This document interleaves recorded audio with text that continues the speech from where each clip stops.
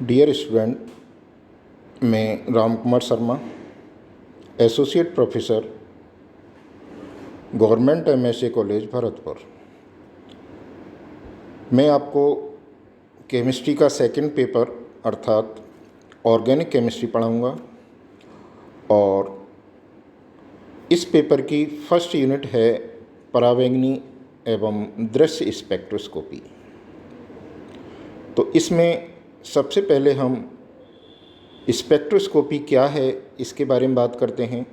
ये शब्द आपके लिए नया है बिल्कुल, और इसको अगर हम परिभाषित करना चाहें तो इसकी परिभाषा निम्न प्रकार होती है।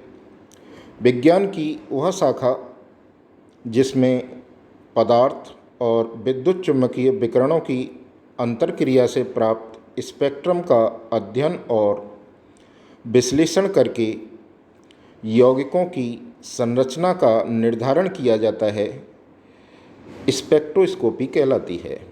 स्पेक्ट्रोस्कोपी विभिन्न प्रकार की होती हैं, जैसे परावैंगनी एवं दृश्य स्पेक्ट्रोस्कोपी, अवरक्त स्पेक्ट्रोस्कोपी या आईआर स्पेक्ट्रोस्कोपी, नाभिकीय चुम्बकीय अनुनाद स्पेक्ट्रोस्कोपी आदि। आपके सिलेबस में परावैंगनी एवं दृश्य स्पेक्ट्रोस्कोपी है और इसके बारे में अगर हम बात करें तो ये स्पेक्ट्रोस्कोपी वह स्पेक्ट्रोस्कोपी है जिसमें परावैंगनी एवं दृश्य चुम्बकीय विकिरणों की अंतर्क्रिया पदार्थ से होकर यौगिकों की संरचना का निर्धारण किया जाता है।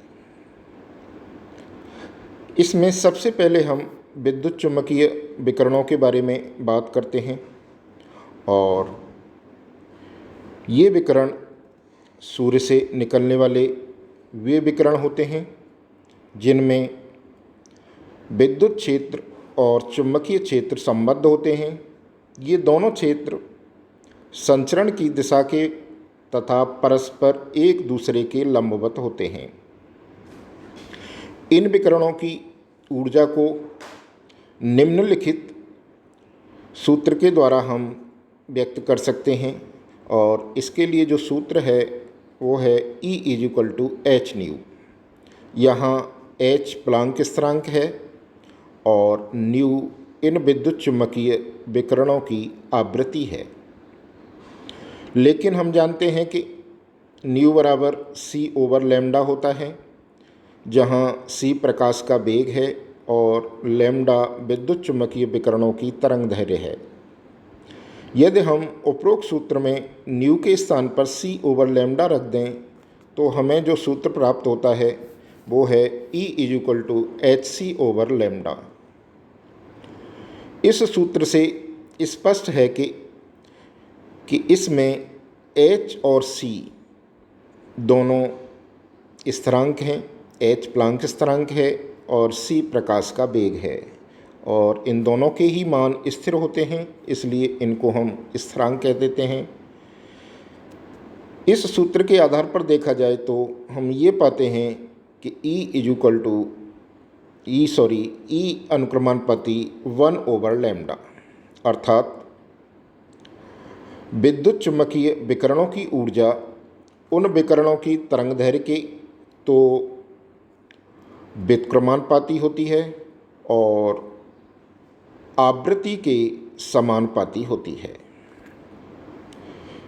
अब बात करते हैं हम इन विद्युत चुम्बकीय विकिरणों के प्रकार के बारे में। विभिन्न विद्युत चुम्बकीय विकिरणों को यदि इनकी बढ़ती हुई तरंगदैर्घ्य के क्रम में व्यवस्थित किया जाए तो एक सारणी प्राप्त होती है, जिसे हम निम्न प्रकार से प्रदर्शित कर सकते हैं। Gamma rays, X rays, ultraviolet rays, दृश्य विकिरण, आईआर विकिरण, माइक्रो तरंग, रेडियो तरंग, विद्युत धारा।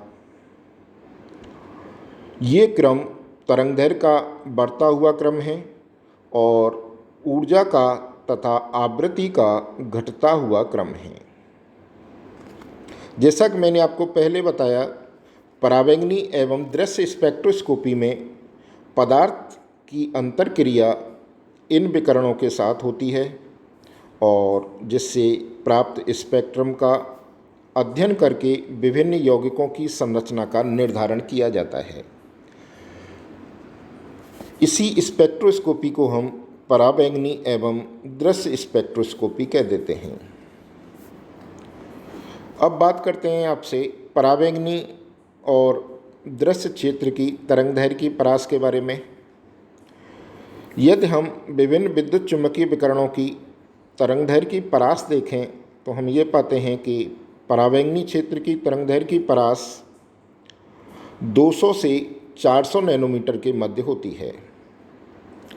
इस क्षेत्र को पुनः 3 प्रकारों में बांटा गया है।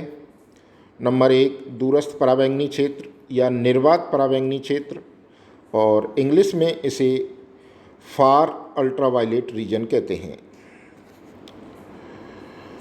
दूसरा है मुख्य पराबैंगनी क्षेत्र या मेन यूवी रीजन, और तीसरा है निकटस्थ पराबैंगनी क्षेत्र या नियर अल्ट्रावायलेट रीजन। तो सबसे पहले आपसे बात करते हैं दूरस्थ पराबैंगनी क्षेत्र के बारे में, और इसको परिभाषित करने के लिए हम कह सकते हैं कि वह पराबैंगनी क्षेत्र जो दृश्य क्षेत्र से दूर स्थित होता है और जिसकी तरंगदैर्घ्य का मान 200 नैनोमीटर से कम होता है, दूरस्थ पराबैंगनी क्षेत्र कहलाता है।